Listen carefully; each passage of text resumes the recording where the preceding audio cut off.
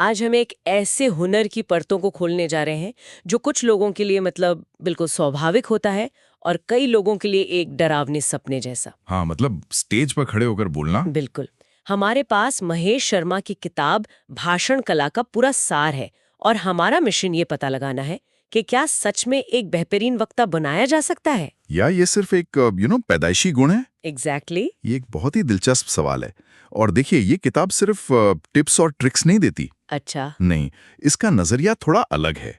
ये इसे एक तरह से सेल्फ डेवलपमेंट का जरिया मानती है। मतलब एक सफर है ये। एक आम इंसान से एक प्रभावी वक्ता बनने का सफर। हाँ, हम देखेंगे कि सिर्फ बोलने से लेकर अपनी बात से लोगों को प्रभावित करने तक क्या-क्या बदलना पड़ता है। तो चलिए इस सफर की शुरुआत करते हैं। किताब की शुरुआत भाषण से नहीं बल्कि वक्ता के व्यक्तित्व से होती है। बिल्कुल। इसमें पहनावे, आवाज और ऊर्जा, इन 3 चीजों पर बहुत जोर दिया गया है। जैसे एक कहावत का जिक्र है, खाओ मनचाहा, पहनो जग चाहा। हाँ, और नरेंद्र मोदी का उदाहरण भी है। हाँ, कि कैसे उन्होंने अपने पहनावे को अपनी राजनीतिक पहचान से जोड़ा। देखिए, ये तीनों बातें, पहनावा, आवाज और ऊर्जा, ये सिर्फ अलग-अलग गुण नहीं है। लेखक असल में एक ब्रांड या पर्सोना बनाने की बात कर रहे हैं। पर्सोना सही शब्द है। हाँ, जैसे नरेंद्र मोदी का कुर्ता या अमिताभ बच्चन की गंभीर आवाज, ये उनकी पहचान का हिस्सा बन गया है। मतलब ये सिर्फ सतही बातें नहीं है। असली सार ये है कि एक वक्ता सिर्फ शब्द नहीं बोलता, वो मंच पर एक पूरा पैकेज पेश करता है। और ये पैकेज जितना ऑथेंटिक होगा उसका प्रभाव उतना ही गहरा होगा। बिल्कुल। पर यहाँ मुझे एक बात थोड़ी उलझन में डालती है। एक तरफ किताब कहती है कि पहनावा जग चाहा हो, मतलब दर्शकों के हिसाब से। और दूसरी तरफ ऑथेंटिक होना भी जरूरी है। इन दोनों में संतुलन कैसे बनेगा? ये तो थोड़ा विरोधाभासी लगता है ना? ये एक बहुत जरूरी सवाल है और इसका जवाब संतुलन में ही छिपा है। पहनो जग चाहा का मतलब ये नहीं कि आप अपनी पहचान खो दें। अच्छा। इसका मतलब है कि आप अफसर और श्रोताओं का सम्मान करें। अगर आप किसी गांव की पंचायत में 3 पीस सूट पहनकर जाएंगे तो लोग आपसे जुड़ नहीं पाएंगे। एग्जैक्टली। यहाँ प्रामाणिकता का मतलब है अपने व्यक्तित्व के दायरे में रहते हुए माहौल के हिसाब से ढलना।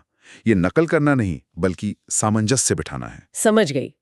और इसी पर्सोना का दूसरा हिस्सा है आवाज। हाँ। किताब में अमिताभ बच्चन का उदाहरण है, जिनकी आवाज लोगों को मतलब मंत्र मुग्ध कर देती है। पर हर किसी की आवाज तो वैसी नहीं हो सकती। नहीं नहीं, बिल्कुल नहीं हो सकती। और लेखक भी यही कहते हैं। मुद्दा आवाज के भारीपन का नहीं है। तो फिर किस चीज का है? मुद्दा है उसकी स्पष्टता, उतार चढ़ाव और सहजता का। एक सधी हुई आवाज वो है जिसमें बनावटीपन ना हो, जो हकलाहट से मुक्त हो और जिसमें इमोशंस के हिसाब से उतार चढ़ाव लाने की क्षमता हो। हाँ, इसे संगीत की तरह रियाज से निखारा जा सकता है। और फिर आती है ऊर्जा। लेखक जिम लोहर और टोनी स्वॉर्ट्स का जिक्र है। हाँ, वो कहते हैं कि वक्त नहीं है वाली जो भावना है, वो असल में मानसिक ऊर्जा की कमी है। बिल्कुल। एक थका हुआ वक्ता किसी को प्रेरित कर ही नहीं सकता। सही बात है। लेकिन ये ऊर्जा और आत्मविश्वास का रिश्ता, क्या ये दो तरफा नहीं है? मतलब कभी कभी सिर्फ ऊर्जावान दिखने का अभिनय करने से भी आत्मविश्वास आ जाता है।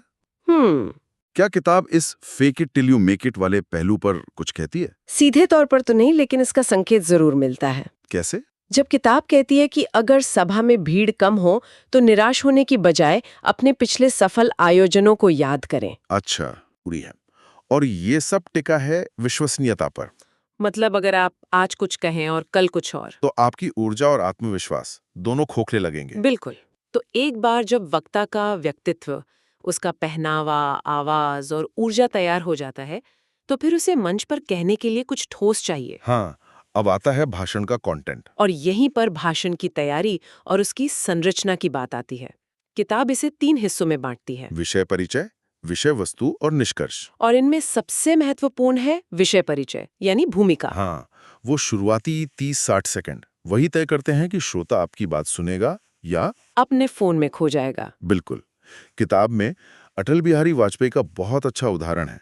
वो गंभीर से गंभीर राजनीतिक माहौल को भी किसी कहानी या चुटकुले से हल्का बना देते थे। हाँ, यही उनकी कला थी।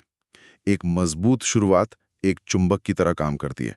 और भाषण का मुख्य हिस्सा यानी विषय वस्तु, किताब का कहना है कि 15-20 मिनट के भाषण के लिए भी घंटों की तैयारी लगती है। ये थोड़ा ज्यादा नहीं लगता? सुनने में शायद लगे, लेकिन इसके पीछे एक गहरा कारण है। तैयारी सिर्फ ये रटना नहीं है कि क्या बोलना है। तो फिर क्या है? तैयारी का असली मकसद है विषय पर इतनी पकड़ बना लेना कि आप श्रोताओं के मन में उठने वाले हर सवाल का जवाब दे सकें, भले ही वो पूछा ना जाए। अच्छा, ताकि आपके बोलने में एक स्वाभाविक आत्मविश्वास झलके। एग्जैक्टली। आप सिर्फ स्क्रिप्ट नहीं पढ़ रहे होते, आप विषय पर अधिकार के साथ बात कर रहे होते हैं। और अंत में निष्कर्ष, ये सिर्फ भाषण का अंत नहीं है। नहीं, ये पूरे भाषण का सार है। निष्कर्ष वो हिस्सा है जहां आप श्रोताओं को बताते हैं कि इस सब बातचीत का मतलब क्या था। अगर विषय आरक्षण पर था, तो निष्कर्ष में श्रोताओं को ये स्पष्ट हो जाना चाहिए कि आरक्षण क्या है, क्यों है और इसकी प्रभाव क्या है। मतलब ये भाषण पर लगाई जाने वाली एक मुहर की तरह है। बिल्कुल।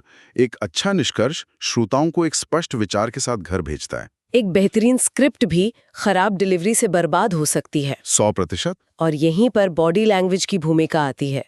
इसमें एक बड़ी दिलचस्प तरकीब बताई गई है। आंखों वाली? हाँ, कि आत्मविश्वास दिखाने के लिए श्रोताओं की आंखों में सीधे देखने के बजाय उनकी आंखों के बीच नाक के ऊपरी हिस्से पर देखें। लेकिन क्या ये थोड़ा बनावटी या असहज नहीं लगेगा? शुरुआत में शायद लगे, लेकिन इसके पीछे का मनोविज्ञान ये है कि आपको श्रोता की सीधी प्रतिक्रिया से 1 सेकंड के लिए बचाता है। मतलब जब कोई घबराया हुआ वक्ता श्रोताओं की आंखों में देखता है और उसे कोई ऊब या अविश्वास का भाव दिखता है, तो उसका आत्मविश्वास डगमगा सकता है। अच्छा, तो ये तरकीब एक तरह का मेंटल शील्ड है। हाँ, जब तक आप सहज न हो जाएं, ये आपको अपना प्रवाह बनाए रखने में मदद करती है। और हाथों की स्थिति के बारे में भी कुछ बातें हैं, जैसे जेब में हाथ डालना। हाँ, ये छोटे छोटे संकेत बहुत कुछ कहते हैं। जैसे दोनों हाथ जेब में डालना अक्सर घबराहट या कुछ छिपाने का संकेत हो सकता है। और एक हाथ जेब में रखना, वो आत्मविश्वास दिखा सकता है। इसी तरह एक सच्ची मुस्कान वो तनाव के माहौल को भी सहज बना सकती है। किताब में सुभाष घई का जिक्र है। हाँ, कि कैसे कटरीना कैफ की मासूम मुस्कान किसी भी स्थिति को संभाल सकती है। ये छोटी छोटी बातें मिलकर आपकी गैर मौखिक संवाद कला को बनाती हैं। बिल्कुल। इन सब चीजों के बावजूद भाषण से पहले का तनाव या घबराहट तो मतलब लगभग हर किसी को होते हैं। हाँ, ये तो स्वाभाविक है। इससे निपटने के लिए किताब में योग और ध्यान जैसे सुझाव दिए गए हैं। हाँ, और इस तनाव का मूल कारण अक्सर आत्मविश्वास की कमी होता है। किताब में गोविंदाचार्य का एक बहुत अच्छा उदाहरण है। अच्छा। उनका बाहरी व्यक्तित्व शायद बहुत आकर्षक ना हो, लेकिन उनकी बातों में ऐसा आत्मविश्वास था कि उन्हें सुनने के लिए भीड़ उमड़ पड़ती थी। तो इसका सबसे बड़ा सबक क्या है? सबक यह है कि सफलता की पहली शर्त है कि व्यक्ति खुद को पसंद करे। जब आप खुद को स्वीकार करते हैं, तभी आप तनाव मुक्त होकर अपनी बात रख पाते हैं। हमने अब तक वक्ता के बारे में बहुत बात की, लेकिन किताब एक बहुत ही दिलचस्प मोड़ लेती है। इसका एक मुख्य सिद्धांत है, एक अच्छा वक्ता बनने के लिए पहले एक अच्छा श्रोता बनना पड़ता है। ये थोड़ा उल्टा नहीं लगता? बिल्कुल नहीं, बल्कि यही सबसे महत्वपूर्ण बात है। सच में? हाँ, भाषण कोई एक तरफा प्रक्रिया नहीं है। यह एक संवाद है, भले ही सिर्फ एक व्यक्ति बोल रहा हो। श्रोता किसी भी आयोजन की धुरी होता है। मतलब आपको ये समझना होगा कि आपके सामने बैठे लोग क्या सुनना चाहते हैं। हाँ, उनके मन में क्या सवाल हैं, उनकी उम्मीदें क्या हैं। जब आप उनके नजरिए से सोचते हैं, तो आपके शब्दों में अपने आप एक जुड़ाव और एक चिंता झलकने लगती है। और यही वो पुल है जो वक्ता को श्रोता से जोड़ता है। बिल्कुल। मुझे वो भारत ऑस्ट्रेलिया क्रिकेट मैच की कमेंट्री वाला उदाहरण याद आ रहा है। विराट कोहली शतक के करीब थे, माहौल में बिजली दौड़ रही थी, लेकिन कमेंट्री एकदम बेजान और फीकी थी। हाँ, मैं उस पल की निराशा को महसूस कर सकती हूँ जब एक ऐतिहासिक क्षण खराब प्रस्तुति की वजह से फीका पड़ गया। बिल्कुल सही। उस कमेंटेटर ने उस क्षण की भावना को नहीं पकड़ा, वो दर्शकों के उत्साह से जुड़ नहीं पाया, और नतीजा ये हुआ कि संवाद टूट गया। हाँ, ये दिखाता है कि अगर वक्ता श्रोताओं की नब्ज नहीं पकड़ता, तो चाहे उसके तथ्य कितने भी सही हों, उसका संदेश कभी भी पूरी तरह से नहीं पहुंच पाएगा। तो चलिए अब उन लोगों की बात करते हैं जिन्होंने इस कला में महारत हासिल की और इतिहास बदल दिया। हाँ, महान वक्ताओं की। किताब में कुछ महान भाषणों का जिक्र है। और जब हम इन भाषणों को उन सिद्धांतों से जोड़कर देखते हैं जिनकी हमने अभी बात की, तो सब कुछ साफ हो जाता है। जैसे स्वामी विवेकानंद का 1893 का शिकागो भाषण देखिए। उन्होंने भाषण की भूमिका वाले नियम को कितनी खूबसूरती से इस्तेमाल किया। सिर्फ अमेरिका की बहनों और भाइयों कहने से? हाँ, पहले ही वाक्य में उन्होंने श्रोताओं से एक भावनात्मक रिश्ता बना लिया, जिसके बारे में हमने बात की थी कि ये कितना जरूरी है। और सुभाष चंद्र बोस का तुम मुझे खून दो, मैं तुम्हें आजादी दूंगा, ये तो सिर्फ एक नारा नहीं था, ये एक तरह से उनके पूरे भाषण का निष्कर्ष था। बिल्कुल। एक स्पष्ट कॉल टू एक्शन। ये लोगों को बता रहा था कि उन्हें क्या करना है। सही। और मार्टिन लूथर किंग जूनियर का मेरा एक सपना है भाषण, आई हैव अ ड्रीम, वो सिर्फ शब्दों का कमाल नहीं था, नहीं, वो संरचना का कमाल था। एक ही पंक्ति को बार बार दोहराकर उन्होंने एक ऐसी लय और ऊर्जा पैदा की जिसने लोगों को भावनात्मक रूप से अपने साथ बहा लिया। यह दिखाता है कि कैसे सही संरचना और डिलीवरी मिलकर शब्दों को अमर बना सकते हैं। सही बात है। इन सब महान वक्ताओं में एक बात समान थी, अभ्यास। हाँ, प्रैक्टिस। किताब में मार्टिन लूथर किंग की आत्मकथा का जिक्र है कि जब भी उन्हें मंच पर जाने से डर लगता था तो वो अपने समुदाय के बीच जाकर बोलने का अभ्यास करते थे। हाँ, और ये हमें वापस उसी बात पर लाता है जहां से हमने शुरू किया था।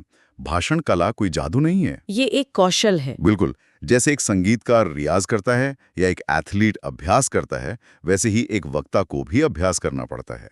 डर और घबराहट स्वाभाविक हैं, लेकिन अभ्यास ही वो औजार है जो डर को आत्मविश्वास में बदल देता है। बिल्कुल। तो इस सारी बातचीत का क्या मतलब निकलता है? भाषण कला किताब हमें यही सिखाती है कि प्रभावी ढंग से बोलना सिर्फ शब्दों का खेल नहीं है। नहीं, ये एक पूरी कला है। इसमें आपके व्यक्तित्व की प्रामाणिकता, आपकी तैयारी की गहराई, श्रोताओं के साथ आपका जुड़ाव और निरंतर अभ्यास सब कुछ शामिल है। इसका सार ये है कि एक सफल वक्ता का राज उसकी प्रामाणिकता, श्रोताओं से जुड़ने की क्षमता और निरंतर अभ्यास में छिपा है।